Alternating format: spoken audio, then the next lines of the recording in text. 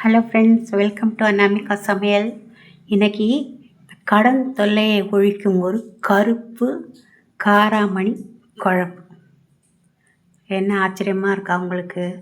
நிஜமாகவே இந்த கருப்பு காராமணியும் மொச்சக்கொட்டையும் நம்ம கடன் தொல்லையை ரொம்பவே கம்மி பண்ணும். இது எங்களுக்கு மட்டுமே தெரிஞ்ச ஒரு விஷயம். அதாவது உருது பேசுகிற முஸ்லீம்கள் மோஸ்ட்லி எல்லார் வீட்லேயும் வியாழக்கிழமை அன்னைக்கு இந்த குழம்பு பண்ணுவாங்க. ரொம்ப நல்லாவும் இருக்கும். அதை பண்ணால் இந்த கடன் தொல்லை கொஞ்சம் தீரும். நான் இன்றைக்கி வியாழக்கிழமைங்கிறத மறந்துட்டேன். நேற்று புதன்கிழமை வரைக்கும் ஞாபகம் வச்சுருந்தேன், அப்புறமா மறந்துட்டேன். காலையில் தான் ஞாபகம் வந்தது இன்றைக்கி வியாழக்கிழமைன்னு. சரி, இப்போ நான் ஊற போடலை. ஞாபகம் இருந்திருந்தால் ராத்திரியே ஊற வச்சுருப்பேன். அதனால் நான் இதை கொஞ்சம் தவாவில் போட்டு நல்லா வறுத்துட்டு குக்கரில் போட்டு வேக வச்சா வெந்துடும் இது. அதுக்காக நான் இப்போ இதை வறுத்துட்ருக்கேன். இதை கழுவி குக்கரில் போட்டு வேக வச்சுக்கலாம். இப்போ ஒரு கடாயில் ஒரு 3 ஸ்பூன் எண்ணெய் ஊற்றிருக்கேன். அதில் கடுகு சேர்த்துக்கலாம், 2 காஞ்ச மிளகாய் சேர்த்துக்கலாம், ஒரு கட்டி பூண்டு இடித்து சேர்த்துக்கலாம். இதை நல்லா வறுத்து விட்டுக்கலாம். பூண்டு கொஞ்சம் கலர் மாதிரி வாசம் வரட்டும். கண்டிப்பாக இந்த கருப்பு காராமணிக்கும் மொச்சக்கொட்டைக்கும் ரொம்பவே பவர்ஃபுல்லான இந்த காய்களாவது அது விதைகள். அதில் நீங்கள் முக்கியமாக முருங்கைக்காய் தான் சேர்க்கணும். அடுத்து உருளைக்கிழங்கு சேர்க்கணும். ஏன்னா இந்த 2 தோலையுமே நம்ம எடுத்து கீழே போட போகிறோம். உருளைக்கிழங்கு தோலோடு போடணும். நம்ம சாப்பிடும்போது அந்த தோலை எடுத்து கீழே போடணும். இதெல்லாம் ஒரு விஷயம். இதெல்லாம் அப்போ தான் அந்த கடன் போகுன்ற எங்களுக்கு ஒரு அசைக்க முடியாத நம்பிக்கைங்க. நாங்கள் அது கண்டிப்பாக செய்வோம். நான் இன்றைக்கு வரைக்கும் அது செஞ்சுட்டு தான் இருக்கேன். அல்லாஹ் புண்ணியத்தில் எங்களுக்கு எந்த ஒரு பைசாவும் கடன் கிடையாதுங்க யார்கிட்டையும். சரியா? கண்டிப்பாக நம்பிக்கை வச்சு செஞ்சு பாருங்கள். எல்லாருக்குமே இது கை கொடுக்கும். வியாழக்கிழமை தொடர்ந்து செஞ்சு பாருங்கள், நிறுத்தாமல். ஒரு 3 வியாழக்கிழமைக்கே அது பாதி பலன் கொடுக்க ஆரம்பிச்சிடும்.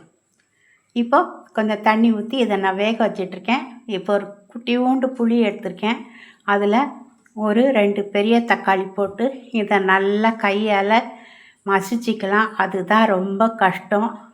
இந்த தக்காளியை ஜேசிபி கீழே விட்டாலும் கூட இது நசுங்காது போல இருக்குது. அவ்வளோ கெட்டியாக இருக்குது.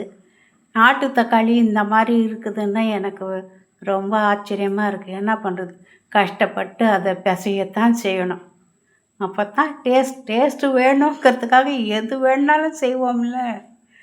இப்போ இதில் தேவையான மிளகாப்பொடி, மஞ்சப்பொடி, தனியாப்பொடி எல்லாத்தையும் சேர்த்துக்கோங்க. சேர்த்து இதை நல்லா கலந்து விட்டுக்கோங்க.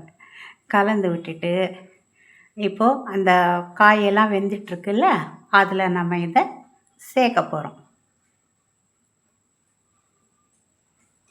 சேர்த்துட்டு நல்லா கொதிக்கட்டும். அது கூட தண்ணி வத்திருச்சு பாருங்கள். இப்போ இதில் சேர்த்துடலாம். இந்த கடாயை கழுவி கொஞ்சம் தண்ணி அதில் ஊற்றிக்கலாம். கட்டியாவோ தண்ணியாவோ இல்லை குழம்பாவோ இல்லை பொரியலாவோ கண்டிப்பாக உருளைக்கிழங்கு, முருங்கைக்காய், இந்த கருப்பு காராமணி அல்லது மொச்சக்கொட்டை அது சேர்த்துக்கணும். தோல் இருக்கணும் அதில். அந்த விஷயத்தை சேர்த்துக்கணும். சேர்த்து இந்த மாதிரி நல்லா கலந்து விட்டுக்கோங்க. உப்பெல்லாம் இருக்கான்னு பார்த்துக்கோங்க. இதை நல்லா கொதிக்க விட்டுருங்க. இப்போ நல்லா இது கொதிக்கட்டும். கொதித்து இந்த மசாலா போட்ட பச்சை வாசனைலாம் போயிடும். போயிட்டதுக்கப்புறம் நம்ம வேக வச்சுட்டு இந்த காராமணியை சேர்த்துக்கலாம். கருப்பு காராமணி தான் இல்லைங்க, வெள்ளை காராமணி கூட நீங்கள் போட்டுக்கலாம். வெள்ளை காராமணி, கருப்பு காராமணி, மொச்சக்கொட்டை, இந்த 3 விஷயங்கள் ஞாபகம் வச்சுக்கோங்க. உருளைக்கிழங்கு, முருங்கைக்காய் இதையும் ஞாபகம் வச்சுக்கோங்க. இப்போ நல்லா இதை கலந்து விட்டுக்கோங்க. இப்போ எல்லாம் சேர்ந்து நல்லா தளன்னு கொதி வரட்டும். கொதி வரதுக்கப்புறம் நான் என்ன சேர்க்குறேன்னு பாருங்கள். சீரகமும் சோம்பும் சேர்த்து பொடி பண்ணி வச்சுருக்கிறேன். அது 1 ஸ்பூன் சேர்க்க போகிறேன்.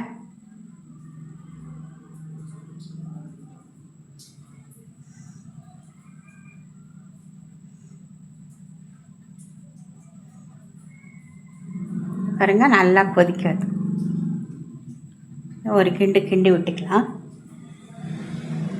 தண்ணியெல்லாம் வற்றிடுச்சு பாருங்கள்.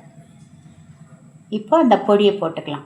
சீரகமும் சோம்பும் சேர்ந்த பொடி 1 ஸ்பூன், அரை ஸ்பூன் வெந்தயம், வறுத்து பொடி பண்ண வெந்தய பொடி. இல்லை நீங்கள் எப்போவுமே ஒரு 4 வெந்தயம் போட்டு தாளிப்பீங்கள்ல, அப்படி கூட நீங்கள் தாளிச்சிடலாம். நான் முழு வெந்தயம் போட மாட்டேன், நிறைய இந்த மாதிரி பொடி போடுவேன், அதனால் நான் பொடி போட்டிருக்கேன். சரியா? நீங்கள் அந்த மாதிரி போட்டுக்கோங்க. இதை நல்லா கலந்து விட்டுக்கோங்க.